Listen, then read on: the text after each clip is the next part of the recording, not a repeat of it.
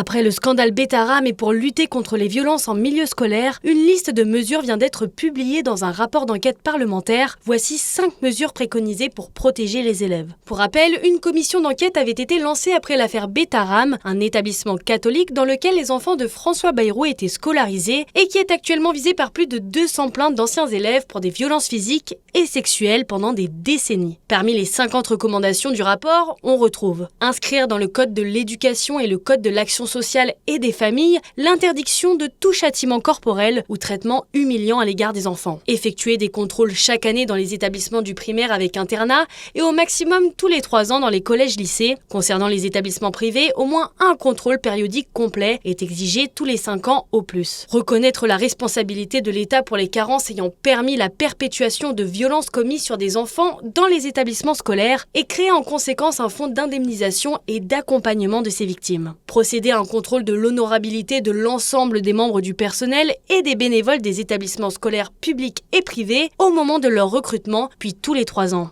Rendre imprescriptibles certaines infractions commises sur les mineurs et prolonger le délai de prescription du délit de non-dénonciation. Par ailleurs, le rapport pointe du doigt un défaut d'action que François Bayrou avait les moyens d'engager à l'époque alors qu'il était ministre de l'Éducation nationale. Le rapport laisse entendre que notre Premier ministre a pu laisser les violences perdurer.